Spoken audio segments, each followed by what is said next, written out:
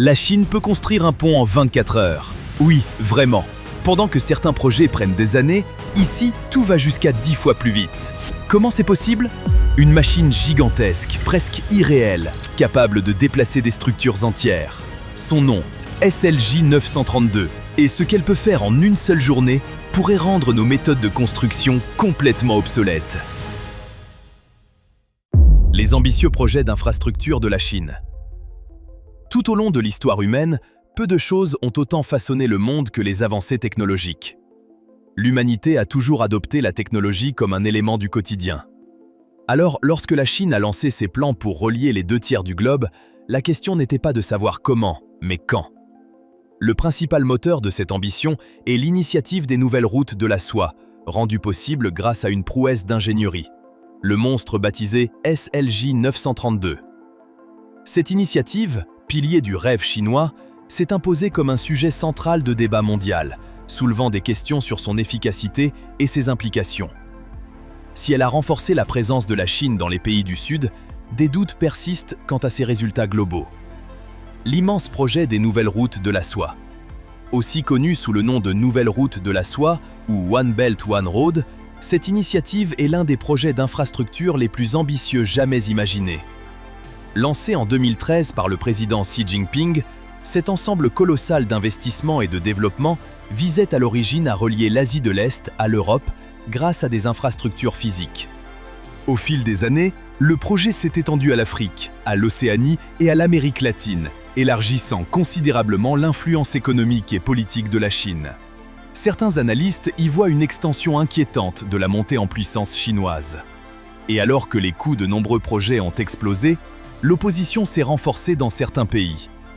De son côté, les États-Unis partagent les inquiétudes de plusieurs pays asiatiques qui redoutent que cette initiative serve de cheval de Troie pour une expansion régionale et militaire menée par la Chine. Le président Joe Biden a conservé la position sceptique de son prédécesseur face aux actions de Pékin, mais Washington peine à proposer une alternative économique plus attractive aux pays participants.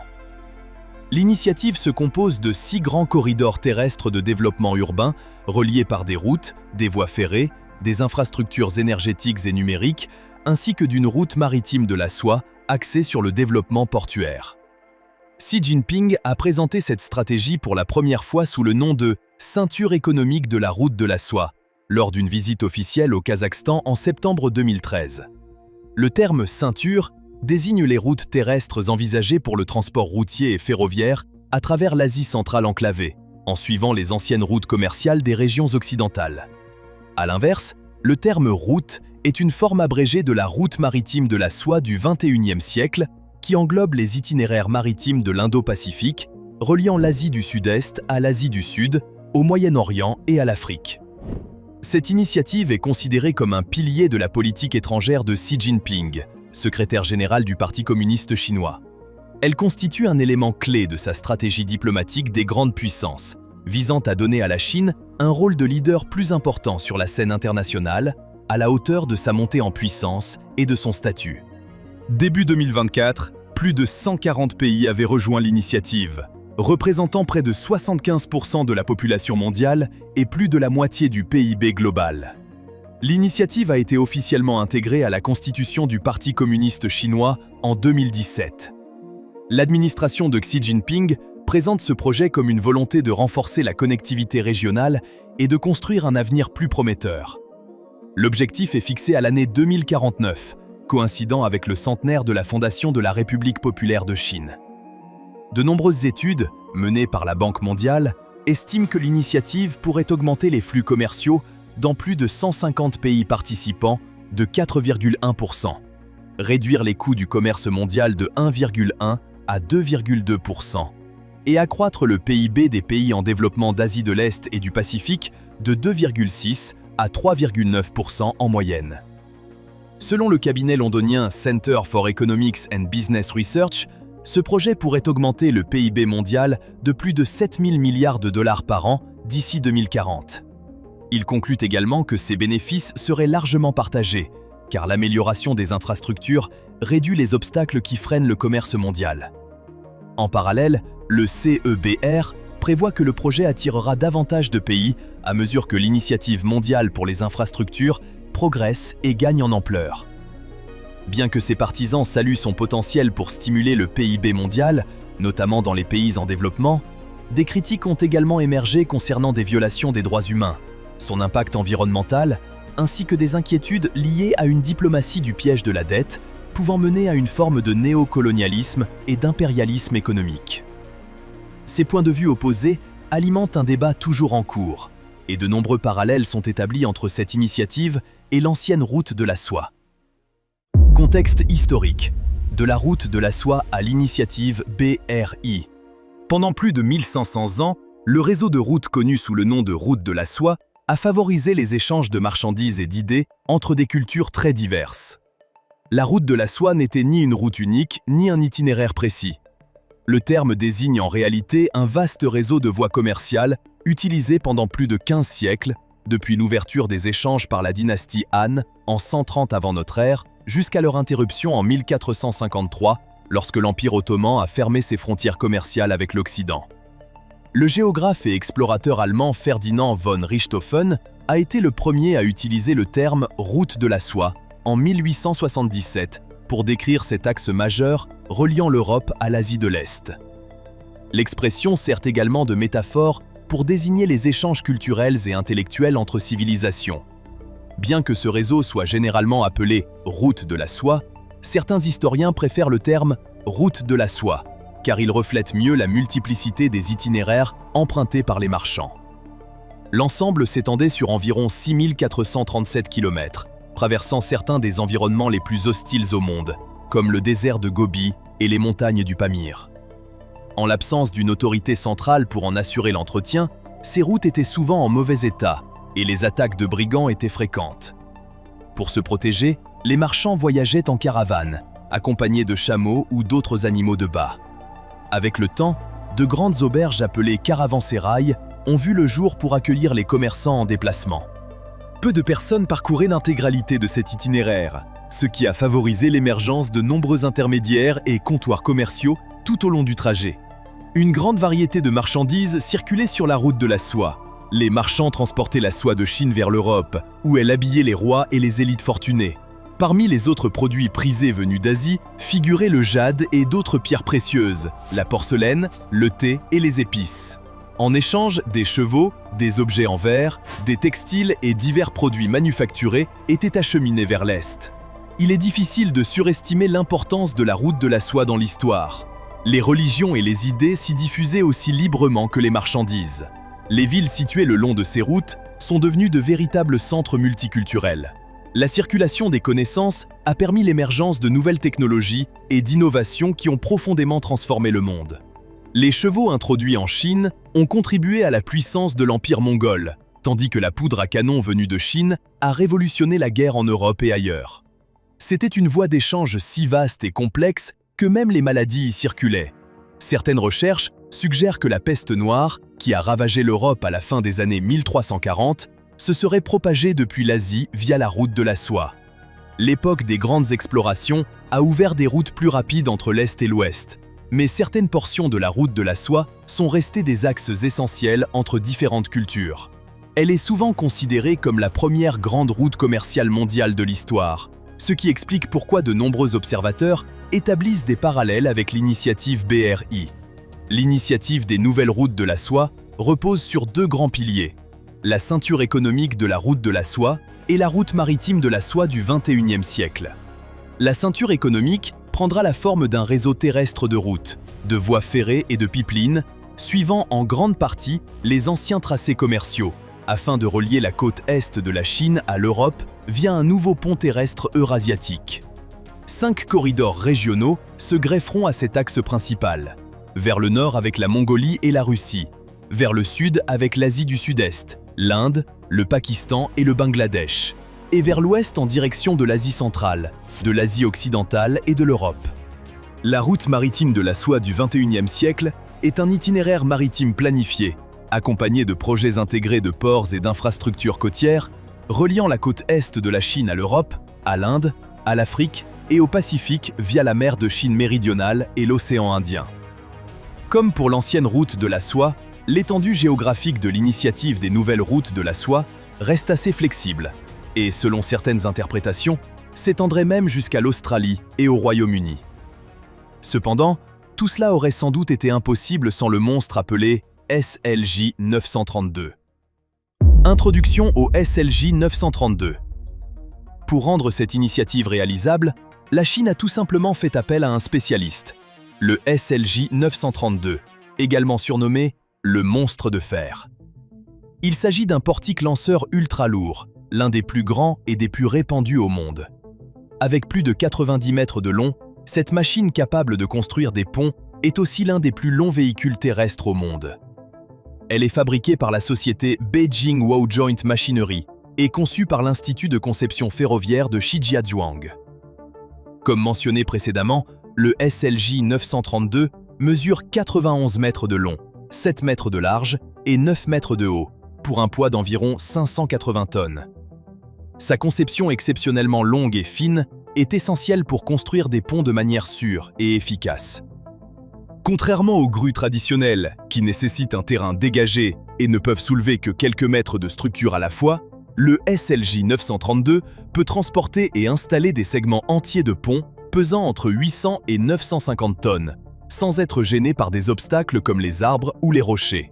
Le processus de construction consiste à transporter un segment de béton préfabriqué depuis l'extrémité du pont jusqu'au point d'installation situé sous la machine, où il est fixé à un pilier déjà en place.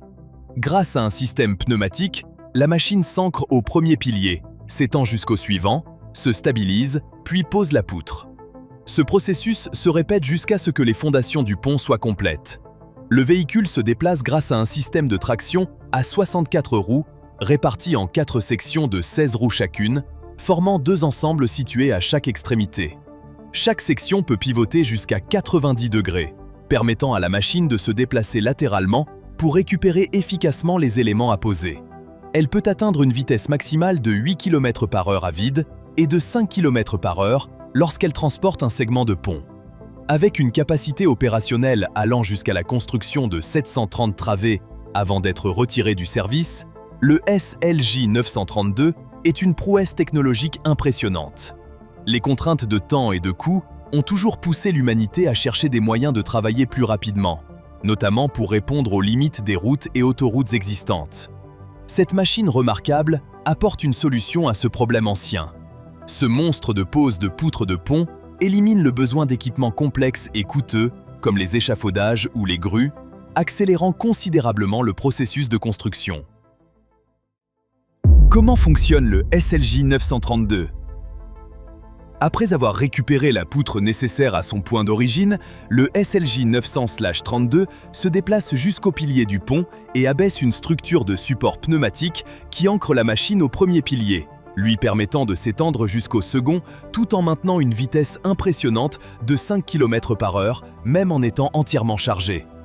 Il avance ensuite vers un troisième pilier, déposant la poutre au passage. Le voir en action est sans doute la meilleure façon de comprendre son fonctionnement, à la fois fluide, efficace et sans effort apparent. La machine se déplace grâce à ses 64 roues, réparties en 4 sections de 16 roues chacune. Chaque section pouvant pivoter à 90 degrés, le SLJ 900/32 est capable de se déplacer latéralement afin de faciliter la récupération des poutres. Contrairement aux méthodes traditionnelles utilisant des grues, qui nécessitent des éléments de pont en plusieurs sections, généralement longues de quelques mètres seulement et assemblées sur place, le SLJ 900/32 utilise des poutres préfabriquées sur toute leur longueur. Des joints de dilatation permettent de relier ces éléments. Actuellement, la machine peut réaliser jusqu'à 730 travées et environ 40% des modèles peuvent atteindre jusqu'à 1000 travées avant la fin de leur durée de vie, estimée en moyenne à 4 ans. Elle est spécialement conçue pour construire de longs ponts composés d'un grand nombre de travées. Le transport, la mise en place et la fixation des segments finis sur les supports préinstallés reposent entièrement sur cette machine. Il convient de préciser que la construction d'un pont avec ce type d'équipement nécessite toujours de la main-d'œuvre, mais en quantité et en intensité incomparablement moindres par rapport aux technologies utilisées au siècle dernier. Étude de cas, le SLJ 900/32 en action. L'un des projets les plus emblématiques auxquels le SLJ 900/32 a participé est le pont de la rivière Jinsha à Yibin, une véritable prouesse d'ingénierie moderne qui met en valeur les capacités de cette machine sur un chantier d'envergure. En tant que plus long pont combiné route-rail en arc d'acier au monde, il s'étend sur une impressionnante longueur de 1476 mètres pour une largeur de 24 mètres et demi. Sa construction était particulièrement complexe, nécessitant la mise en place précise d'immenses arches en acier ainsi que des tabliers routiers et ferroviaires. Le SLJ 900/32 a joué un rôle clé dans ce projet, démontrant sa capacité à soulever et positionner des charges extrêmement lourdes avec une grande précision. Son système de traction à 64 roues et son hydraulique avancée lui ont permis de se déplacer sur des terrains difficiles et dans des espaces restreints, garantissant une construction efficace. Avec ses dimensions records, la complexité de la pose des arches, l'installation précise des tabliers et la gestion de terrains contraignants, ce projet illustre parfaitement ses performances. Un autre exemple marquant est celui du réseau ferroviaire en Mongolie intérieure. Au début du XXIe siècle, la Chine ne disposait d'aucune ligne ferroviaire à grande vitesse. Cela a rapidement changé avec l'arrivée du SLJ 900/32. Autrefois, les trains étaient lents et souvent inconfortables, traversant ce vaste pays à faible vitesse, transformant des trajets comme Shanghai-Pékin en véritables épreuves d'endurance. Aujourd'hui, la situation est totalement différente. Le pays le plus peuplé du monde possède désormais, de loin, le plus grand réseau de trains à grande vitesse au monde. Plus de 37 000 km de lignes sillonnent le territoire, reliant toutes les grandes mégapoles, et l'ensemble a été construit depuis 2008. La moitié de ce réseau a même été réalisée au cours des 5 dernières années, ce qui souligne l'importance du SLJ 900/32.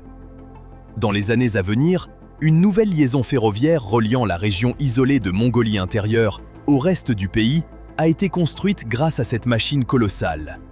Le pont ferroviaire de la rivière Jinsha à Yibin, reliant les provinces du Sichuan et du Guizhou, a lui aussi été réalisé avec ce monstre d'acier. Il s'agit du plus long pont route-rail au monde, doté d'une structure à 2 niveaux, avec une ligne ferroviaire à grande vitesse sur la partie supérieure de l'arche en acier et une route sur la partie inférieure. Un pont en arc se caractérise par des appuis en forme de courbe à chaque extrémité, permettant de répartir une partie du poids du pont et de ses charges vers ses supports. Le pont de Yubanyan, construit par le groupe China Railway Major Bridge Engineering, dépasse les 1800 mètres de longueur, avec une travée principale de 336 mètres. Cet ouvrage, ainsi que la ligne ferroviaire associée, a permis de réduire le temps de trajet entre Guiyang, capitale du Guizhou, et Chengdu, capitale du Sichuan, de 12 heures à seulement 3 heures. L'impact sur le développement des infrastructures mondiales. Le monstre d'acier chinois construit d'immenses ponts en quelques jours, là où il faudrait normalement des décennies. Cette machine automatise presque entièrement le processus de construction, permettant de gagner un temps précieux tout en réduisant les coûts. Ce n'est un secret pour personne. L'ingénierie chinoise est impressionnante. Quand on pense à leurs prouesses architecturales, on imagine immédiatement leurs ponts spectaculaires traversant tout le pays. D'immenses structures reliant 2 points séparés par des vallées vertigineuses, parfois profondes de plusieurs centaines de mètres, offrant des paysages à couper le souffle. Mais vous êtes-vous déjà demandé comment ils parviennent à construire de telles merveilles en un temps record? Bien sûr, un savoir-faire technique de haut niveau est indispensable, mais la Chine dispose aussi d'un atout redoutable. Le SLJ 900/32, une machine qui attire désormais l'attention du monde entier. Elle permet de relier facilement de longues poutres aux piliers. Une fois ces derniers construits, la machine s'étend et se pose sur l'un d'eux, tandis qu'un segment entier préfabriqué est acheminé à travers sa structure pour relier les 2 piliers. Ces performances ont poussé plusieurs grandes nations à envisager l'acquisition de cette prouesse technologique chinoise. Plus important encore, le SLJ 900/32 a joué un rôle majeur dans le développement du réseau ferroviaire à grande vitesse chinois, aujourd'hui le plus vaste et le plus utilisé au monde, offrant des tarifs accessibles et des temps de trajet considérablement réduits. Malgré des défis financiers et un endettement important, ce réseau continue de s'étendre et de s'améliorer grâce à des technologies avancées et à une stratégie d'exportation internationale. Il a profondément influencé le développement régional, la croissance économique, et la position de la Chine comme leader mondial des infrastructures. L'investissement dans les infrastructures est largement utilisé par les gouvernements pour stimuler l'économie et favoriser la croissance, en particulier dans les pays en développement. Après la grande récession, ces pays ont consacré près de 40% de leur plan de relance aux infrastructures, contre une moyenne de 21% dans les économies avancées. Les États-Unis, première économie mondiale, ont eux aussi relancé ce levier, notamment avec une nouvelle politique d'investissement mise en place en 2020 et un pour moderniser leurs infrastructures. Toutefois, parmi tous les pays, la Chine se distingue par l'ampleur exceptionnelle de son expansion au cours des 2 dernières décennies, constituant un cas particulièrement intéressant pour analyser les effets des politiques de développement basées sur les infrastructures. En 2001, le gouvernement chinois a adopté son 10e plan quinquennal, mettant l'accent sur le renforcement des infrastructures. Par la suite, les investissements dans ce secteur ont triplé, passant d'environ 8% du PIB en 2002 à près de 24% en 2016. En réalité, la part des investissements en infrastructures dans le PIB chinois a même dépassé le 95e percentile des niveaux observés dans les économies avancées comme émergentes. Parallèlement à cette expansion, la Chine a enregistré une croissance annuelle moyenne du PIB réel de 9,6% entre 2003 et 2016. Perspectives d'avenir et défis. Il n'est donc pas surprenant que le gouvernement chinois prévoit d'étendre encore davantage son réseau ferroviaire à grande vitesse, dans le cadre de ses investissements publics destinés à soutenir la croissance économique. Ce réseau devrait relier plus de 80% des grandes villes du pays, selon le vice-ministre des Transports Yang Yudong. L'an dernier, le réseau à grande vitesse chinois atteignait déjà 19 000 km, notamment grâce à l'aide du SLJ 900/32. Au total, la Chine prévoit d'investir plus de 500 milliards de dollars dans les années à venir afin d'améliorer encore ses infrastructures de transport. Les projets incluent la rénovation des autoroutes et l'accélération de la construction ferroviaire pour desservir les régions moins développées du centre et de l'ouest du pays. Au cours des 2 dernières années, les autorités ont intensifié les dépenses consacrées à la construction d'autoroutes et d'autres grands travaux publics. La Chine a notamment mis en service une nouvelle ligne à grande vitesse, reliant le centre financier de Shanghai, à l'est, à Kunming, capitale de la province du Yunnan dans le sud-ouest, une région plus défavorisée. Cette ligne s'étend sur plus de 2000 km à travers 5 provinces, réduisant le temps de trajet de 35 heures à seulement 11 heures. Toutefois, ces avancées et les projets liés à l'initiative BRI ont un coût. Il existe encore peu d'études complètes sur les impacts sociaux et environnementaux de ces développements dans les pays bénéficiaires. Pour combler ce manque, une étude a rassemblé des données empiriques sur des projets ferroviaires dans 3 pays clés: l'Indonésie, l'Éthiopie et le Kenya. L'analyse comparative a révélé que, si les dirigeants politiques ont signé des accords accueillant l'initiative BRI pour soutenir leurs plans nationaux de développement des transports, la mise en œuvre de ces projets d'infrastructures ambitieux a rencontré d'importants défis de gestion et d'exploitation que les partenaires chinois n'avaient pas anticipés. Une mise en œuvre plus efficace des projets à l'avenir nécessitera une meilleure compréhension de la gouvernance, notamment par une adaptation au contexte culturel, institutionnel et politique des pays partenaires. Les caractéristiques sociales et culturelles des pays où opèrent les entreprises chinoises doivent être pleinement prises en compte afin de garantir des bénéfices durables et inclusifs. Malgré ces obstacles, l'engagement de la Chine en faveur du développement des infrastructures reste intact, et le pays est en passe de révolutionner le secteur de la construction en stimulant l'innovation et en transformant les méthodes de construction. À mesure que les investissements se poursuivent, des avancées majeures en technologie de construction sont à prévoir. L'un des domaines qui devrait connaître une forte croissance est celui de l'automatisation et de la robotique.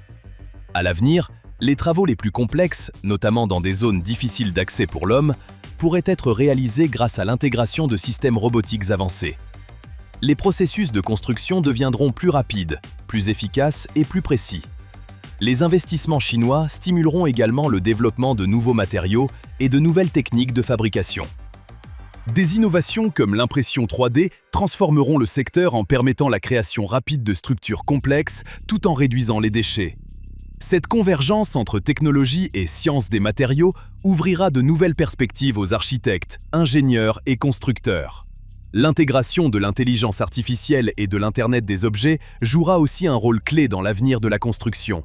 Grâce à l'analyse des données et aux technologies de capteurs, les entreprises pourront surveiller et contrôler les chantiers en temps réel, optimisant ainsi l'efficacité et limitant les erreurs. Le rôle de l'IA et de l'automatisation dans la construction.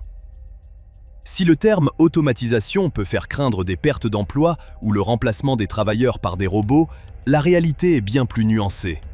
Lorsqu'elle est mise en œuvre de manière réfléchie et innovante, l'automatisation a un impact largement positif sur le fonctionnement des entreprises. L'objectif de l'intelligence artificielle dans ce domaine est d'utiliser au mieux les capacités humaines en les rendant plus productives. Qu'il s'agisse de pénurie de main-d'œuvre ou d'une hausse de la demande, le recours à l'automatisation peut répondre à de nombreux besoins. De manière générale, 3 grandes opportunités se dégagent. L'automatisation sur chantier, où la technologie facilite l'exécution de tâches physiques comme la pose de briques ou le revêtement des routes. L'automatisation en usine, notamment pour la production de matériaux comme avec l'impression 3D. Et enfin la numérisation et l'automatisation des opérations de conception, de planification et de gestion. Dans un environnement idéal, les travailleurs collaborent avec ces technologies émergentes plutôt que d'être remplacés par elles. Ces technologies permettent d'améliorer considérablement la sécurité et l'efficacité sur les chantiers. Par exemple, au lieu d'effectuer des inspections physiques, un ouvrier peut utiliser une tablette pour consulter les plans ou piloter un drone afin d'accomplir ses tâches plus rapidement.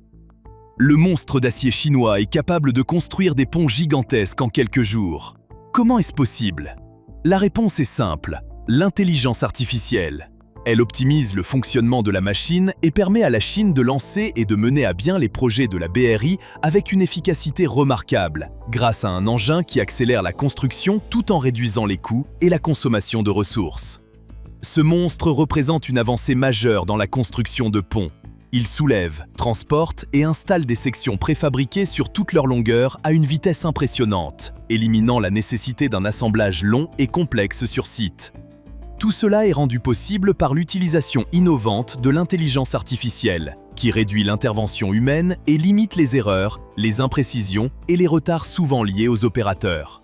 Cela a offert à la Chine un avantage considérable sur le reste du monde. L'impact économique sur le commerce et la connectivité. Le développement des systèmes de transport s'inscrit dans un contexte socio-économique.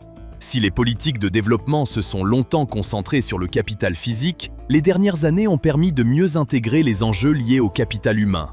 Quelle que soit leur importance respective, le développement ne peut avoir lieu sans l'interaction entre ces deux éléments. Les infrastructures ne peuvent rester efficaces sans une gestion, une exploitation et une maintenance adaptées, tandis que les activités économiques ne peuvent exister sans base infrastructurelle. Le caractère fortement transactionnel et orienté service de nombreuses activités de transport illustre la complexité de cette relation entre capital humain et capital physique. Par exemple, une logistique efficace repose à la fois sur des infrastructures performantes et sur une expertise managériale. En raison de son usage intensif des infrastructures, le secteur des transports constitue un pilier essentiel de l'économie et un levier majeur de développement. Cela est encore plus vrai dans une économie mondialisée, où les opportunités dépendent de plus en plus de la mobilité des personnes, des marchandises et des informations, notamment via les technologies de communication.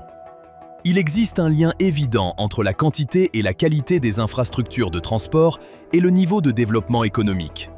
Des réseaux denses et bien connectés sont généralement associés à des économies avancées.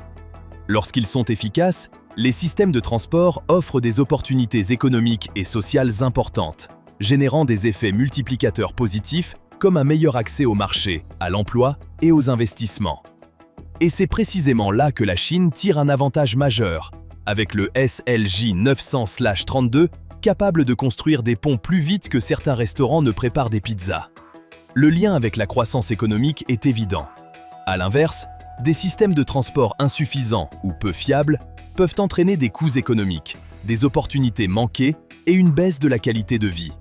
À grande échelle, des transports efficaces réduisent les coûts dans de nombreux secteurs, tandis que leur inefficacité les augmente. Après plus d'une décennie de développement depuis 2013, l'initiative BRI s'est progressivement transformée en un cadre de coopération internationale relativement structuré.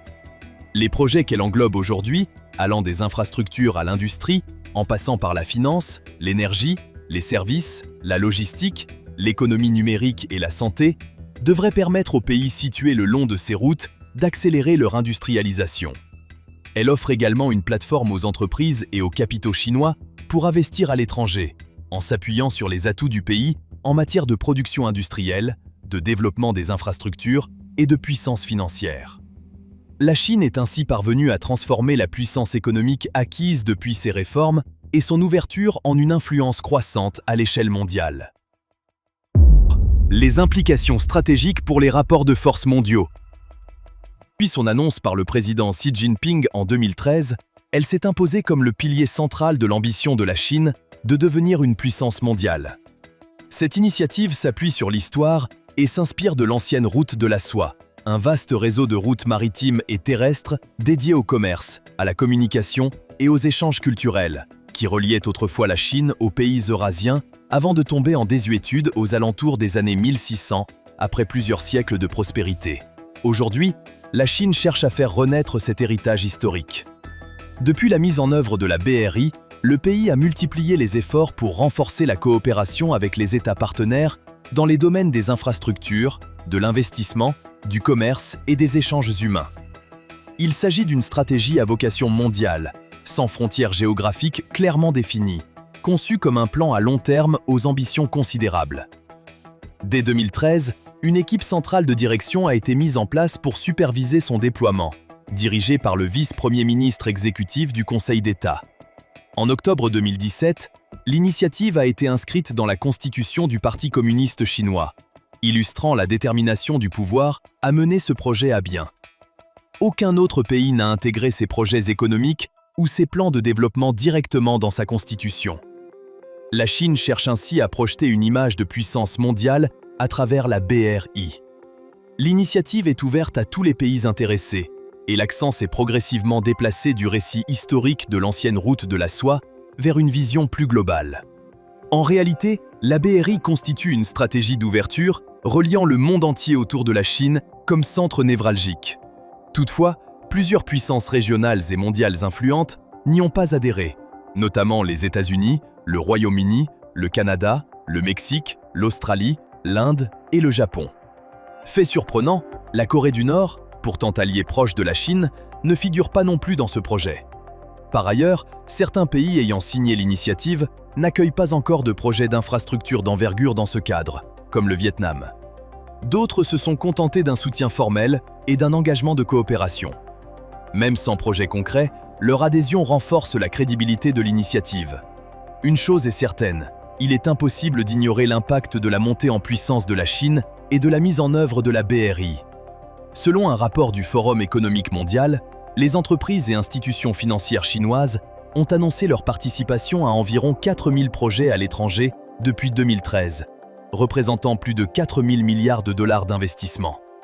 Un sondage publié en 2022 par le Centre for the Future of Democracy de l'Université de Cambridge révèle que 62% des personnes interrogées dans les pays en développement ont une opinion favorable de la Chine, contre 61% pour les États-Unis. Près des 2/3 des répondants dans les pays de la BRI expriment une opinion positive à l'égard de la Chine. Pour la première fois, selon cette étude, la Chine dépasse les États-Unis en termes d'image dans les pays en développement, notamment en Asie et en Afrique. Pour les intellectuels chinois, ces résultats illustrent la montée de l'influence géostratégique de la Chine face à un recul perçu de celle des États-Unis, souvent décrit comme l'ascension de l'Est et le déclin de l'Ouest.